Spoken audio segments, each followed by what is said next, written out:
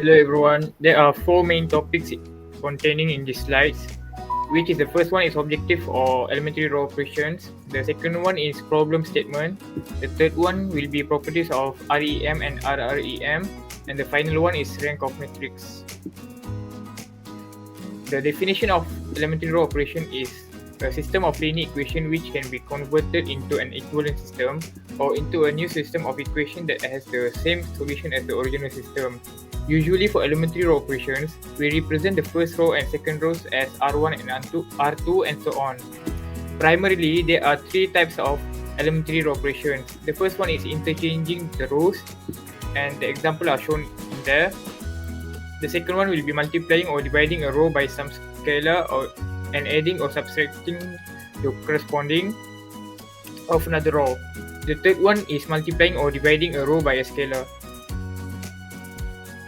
Function of elementary row operation is an important method to find the inverse of a matrix and to solve the system of linear equations. Other than that, elementary row operations works on polynomial matrices as well because they permit the patterning of polynomial matrices into simpler forms such as triangular and diagonal forms. Okay, so let's go into the problem statement. So this is the first question. So given the matrix A 2 5 3 1 2 1 negative 3 1 2, okay, perform the following operation consecutively. So R1 to R2 negative 3 R1 and so on lah. So let's go to the solution. Okay, so the solution is that first what they did was they changed the row 1 into row 2 and then row 2 into row 1. So as we can see in the second matrix, so 1 to 1 2 5 3. So they just changed the row. So for the second formula they give is negative 2 R1 plus R2. So how do we indicate which row we have to change? So we have to see the last row that they give in the formula, which is R2. So we have to change the row 2. So as we all know that negative 2 times with 1 plus with 2 you'll get 0, and so on for the next rows. So for the third formula they give is 3R1 plus RT. So for this we have to change the row 3. So 3 multiplied with 1 plus with negative 3 we will get 0. So and so on with the following rows and columns lah. So the next formula they give is negative 7 R2 plus R3. So in this case we have to change the row 3. So negative 7 multiplied with 0, row 2 from 0, plus with row 3 which is 0, we will get 0. So for the last one, which is negative 102 R3, for this we have to change the row 3 as well lah. So for the next question, so for this obtain the inverse of the matrix P negative 1 1 2 1 negative 3 4 negative 1 2 0 using the elementary row operation.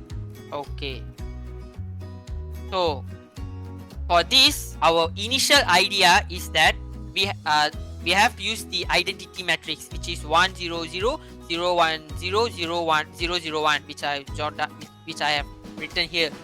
So now we have to change the matrix into the right side and then the identity to the left side for us to get the inverse of the P. So first what I did, which is I just changed the row 1 into row 2. Basically we can use any formula or any method for us to make our life easier. So I just changed the row 1 into row 2. So remember, when we change the row, not only we have to change the matrix of P, we also need to change the identity as well. So it will become 1 negative 3 4 0 1 0 and then negative 1 1 2 1 0 0 negative 1 2 0 0 0 1. So for the next step, which is at row 2 0, so I have to change the row 2 the first number into 0. So I use the formula R2 equals to R3 minus R2. So by using this we will get 0. And then for the third I use row 3 equals to row 3, which is new row 3 equals to row 3 plus row 1. So by using this, substituting every value into this formula, we will get 0 in the row 3, the first number for the 0. So following the next formula, which is row 1, the new row 1, which is 3R2 plus R1. I'm using this formula for me to get 0 in the row 1 second column, the first number, which is 0. So after that, I use R3 plus row 3 equals to R2 plus R3 to get 1 in the row 2, second number. Following with 1 over 2 R3 to get 0 in the row 3, second number. So after that, I used row 1 minus row 2 to get 0 in the row 1, and then 2R3 plus R2 to get 0 as well in the row 2. After that, I used R1 plus R2 to get 1. So as you all know, I have changed the identity to the left side and then the matrix to the right side. By this, we already obtained the inverse matrix by using elementary row operation. So the answer is -4, 2, 5, -2, 1, 3, -102, 102, 1. Hi, next I will explain on the properties of row echelon matrix, which is known as REM. The first property of REM is that the matrix has at least one non-zero row. As the example given, the third and second rows are non-zero rows. Secondly, the most left non-zero entries in every row is 1. This number 1 shown is known as leading coefficients, leading 1 or pivot.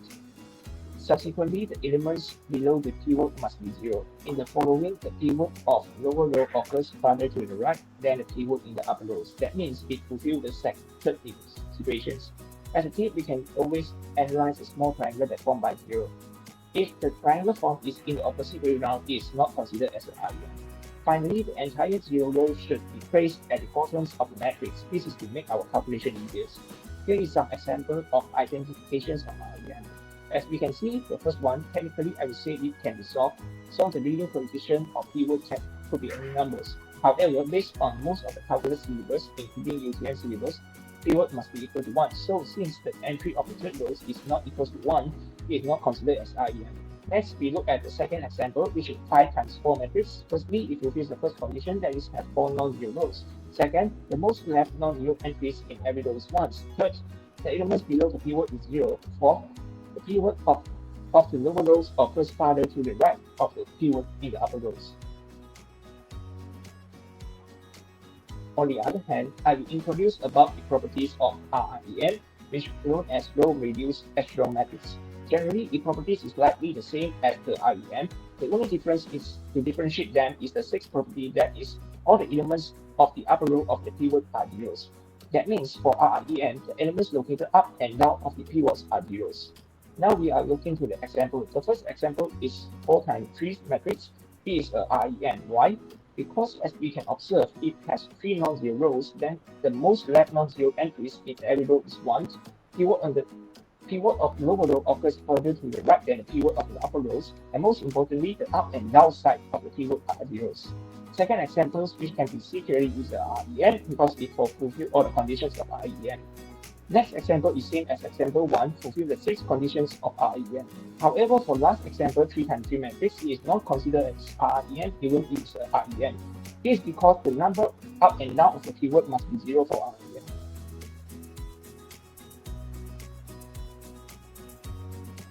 After the discussion of the properties of REM row echelon matrix and REM row reduced echelon matrix, let's talk about the difference between the two. When compared to REM has one additional property, which all element above or below the pivot is 0. Thus, the difference between REM and RREM is the elements above REM can be any number, but RREM it must be 0. Let's look at the examples. The matrix at the left is REM, as the elements above the pivot are not 0. For the matrix at the right, the elements above the pivot are 0, thus it is a RREM. Let's try to identify the REM and RREM. Matrix A is not a REM or RREM. This is because the pivot 1 of the first row is not the leftmost pivot. Thus, it does not obey the rules of REM and REM. Matrix B is a REM.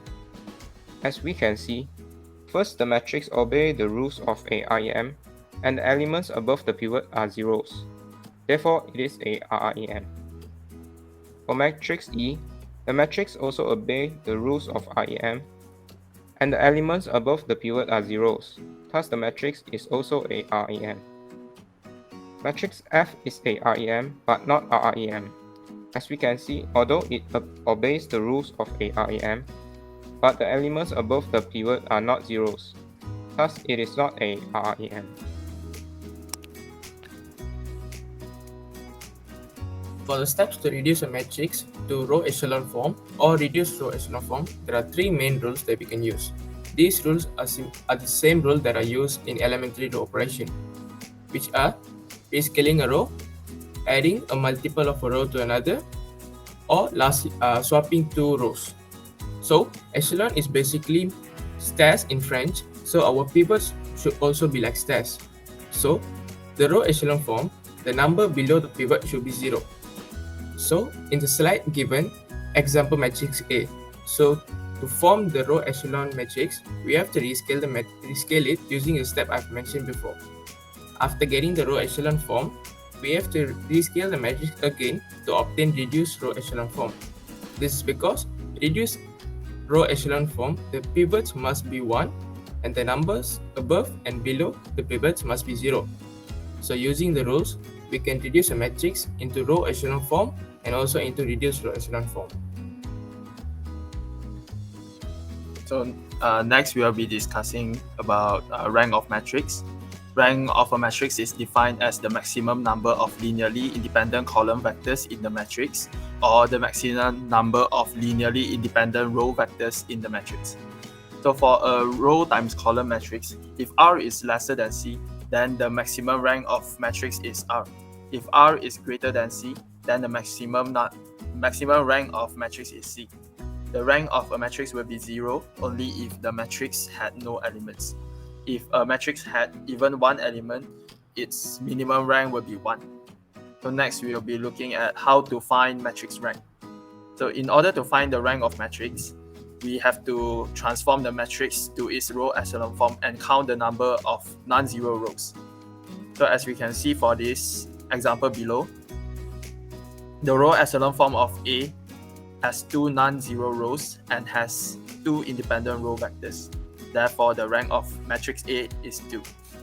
Next, we will be discussing about full rank matrices. When all of the vectors in a matrix are linearly independent, the matrix is said to be full rank.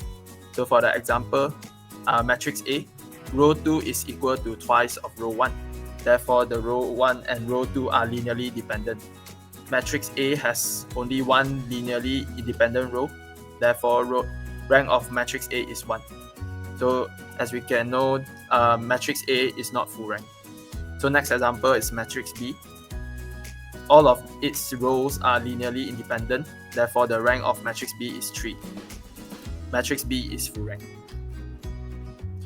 So let's see a few examples. For example 1, matrix A is 1, 2, 3, 2, 1, 4, 3, 0, 5. So in order to find the rank of matrix, we have to transform it into row echelon form. So now we apply the elementary transformation. Row 2 equals to row 2 minus 2 row 1. And then R3 equals to R3 minus 3 R1. And next, we use R3 equals to R3 minus 2 R2.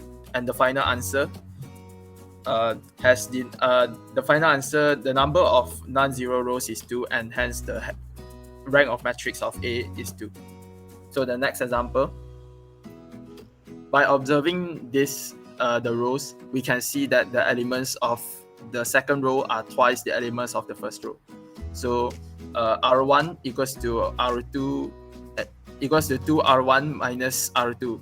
Therefore, the final answer is 0, 0, 8, 14. And the number of non-zero rows is 1, and the rank of matrix of this example is 1. So as a conclusion, today we have learned about what are the processes involving elementary row operation, the properties of a row echelon matrix and reduced row echelon matrix, and finally we also learned on how to identify the ranks of matrix. So that's all from us. Thank you.